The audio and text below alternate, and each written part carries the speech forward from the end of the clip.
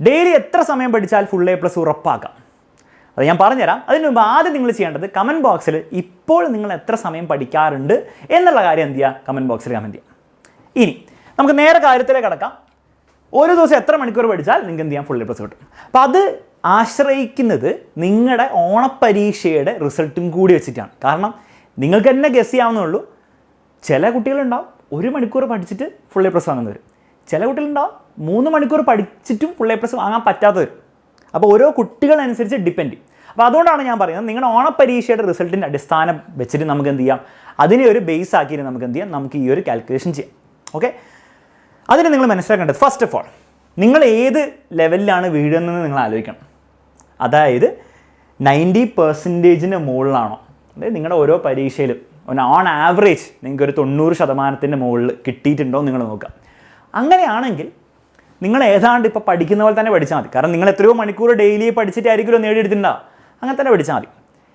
ഇനി നിങ്ങൾ ഡെയിലി പഠിക്കാണ്ടാണ് ഇത് നേടിയെടുത്തെങ്കിൽ നിങ്ങൾ ഡെയിലി പഠിച്ച് തുടങ്ങണം, അല്ലെങ്കിൽ പിന്നീട് അതൊരു ഡിസഡ്വാൻറ്റേജ് ആവും. ഓക്കെ, ഒരു പക്ഷേ ഓണപ്പരീക്ഷയിൽ 3-4 ചാപ്റ്ററൊക്കെ ഉണ്ടാവുള്ളൂ അല്ലേ ഓരോ സബ്ജക്റ്റിലും. അത് ചിലപ്പോൾ നിങ്ങൾക്ക് എന്താ ഡെയിലി പഠിക്കാണ്ട് നിങ്ങൾക്ക് ഭയങ്കര ബുദ്ധിയുള്ളതുകൊണ്ടോ അല്ലെങ്കിൽ നിങ്ങൾക്ക് അതിനുള്ള പഠിക്കാനുള്ള ഒരു കഴിവുള്ളതുകൊണ്ട് നിങ്ങൾ ചിലപ്പോൾ അവസാനം അടിച്ചുപൊളി പഠിച്ചിട്ടുണ്ടാവും. പക്ഷേ പബ്ലിക് എക്സാമൊക്കെ ആകുമ്പോഴത്തേക്കും നിങ്ങൾക്ക് കുറച്ച് ചാപ്റ്റേഴ്സ് അല്ല കുറേ ചാപ്റ്റേഴ്സ് ഉണ്ടാവും.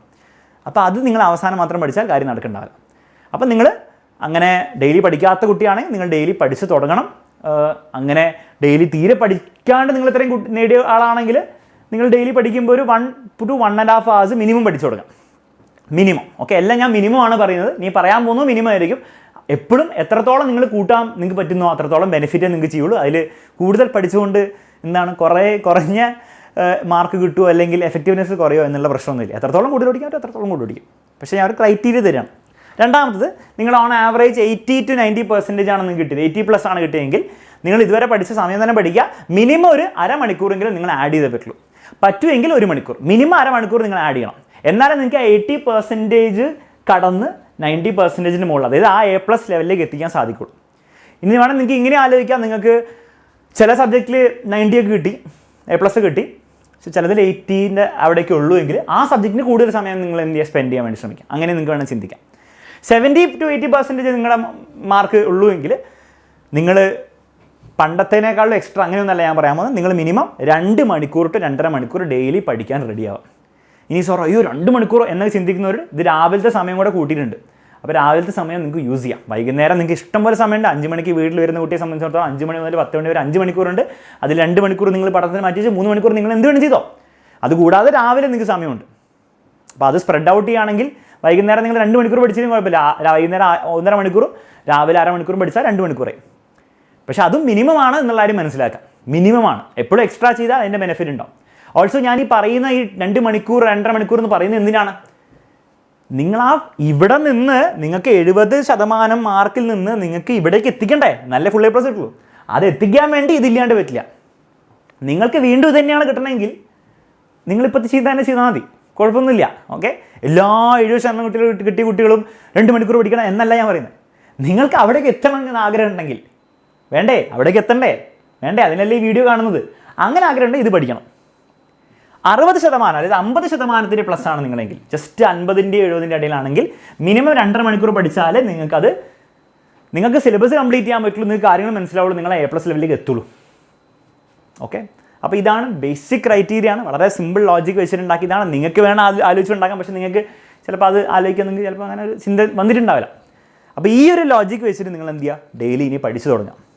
ഓക്കെ, ഇതാണ് ഏറ്റവും ബേസിക് കാര്യം. ഇനി നിങ്ങൾ ഈ ഡെയിലി പഠിക്കുന്നതിലും നിങ്ങൾ കുറച്ച് കാര്യങ്ങൾ ശ്രദ്ധിക്കണം. വെറുതെ എല്ലാ ദിവസവും ഇങ്ങനെ പഠിച്ചുകൊണ്ടിരുന്നാൽ പോരാ, അതിനും ഒരു സ്ട്രാറ്റജി ഉണ്ട്. ഓക്കെ, അതായത് നിങ്ങളിപ്പോൾ ലെറ്റ്സ് സേ ഒരു എക്സാമ്പിൾ ഞാൻ തരാം. ലെറ്റ്സ് സേ ഒരു വൈകുന്നേരത്തെ ഒരു ദിവസത്തെ ടൈം ടേബിളാണ്. വൈകുന്നേരം 5 മണിക്ക് വരുന്നു, 6 മണി വരെ ഞാൻ ഇലക്ട്രോമാഗ്നറ്റിക് ഇൻഡസ്ട്രി ഒരു ചാപ്റ്റർ ഞാൻ പഠിക്കുന്നു. ഏതെങ്കിലും ചാപ്റ്റർ, ഇപ്പോൾ ചാപ്റ്ററിൻ്റെ പേരൊക്കെ ഞാൻ വെറുതെ എക്സാമ്പിൾ എടുത്താണ്.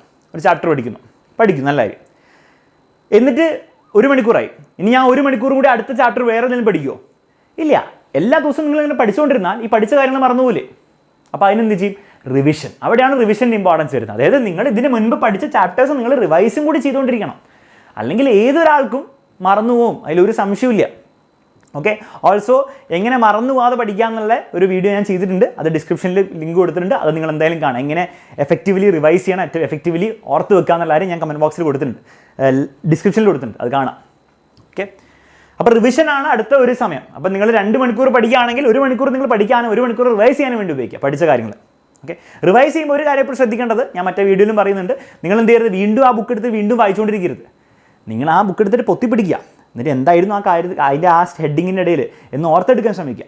എന്നിട്ട് ഓർത്തെടുത്തിട്ട് നോക്കുക, ഇന്ന കാര്യങ്ങൾ ഞാൻ മിസ് ഔട്ട് ചെയ്തിട്ടുണ്ട്, അപ്പോൾ ഞാൻ പഠിച്ചെടുക്കണം. മാത്സിലാണെങ്കിൽ ക്വസ്റ്റ്യൻസ് ചെയ്യുക, ആൻസർ നോക്കി പഠിക്കരുത്, ക്വസ്റ്റ്യൻസ് ചെയ്യുക, എന്നിട്ട് തെറ്റുമ്പം പഠിക്കുക, ഇതായിരുന്നു സംഭവം, അങ്ങനെ ആ രീതി പഠിക്കണം. ഓക്കെ. പിന്നെ രാവിലെയും കുറച്ച് സമയം, അതിൽ രാവിലെ കൂടുതലും പഠിക്കാനായിരിക്കും നല്ലത്. പക്ഷേ ചിലവർക്ക് റിവൈസ് ചെയ്യാനാണ് നല്ലത് നിങ്ങൾക്ക് തോന്നുകയാണെങ്കിൽ, രാവിലെ പഠിക്കാനൊന്നും നടക്കില്ല സാർ, ഭയങ്കര ഉഴപ്പാണ്, അപ്പോൾ റിവൈസ് ചെയ്യുന്നതാണ് നല്ലതെന്ന് തോന്നുകയാണെങ്കിൽ അങ്ങനെ ചെയ്യാം.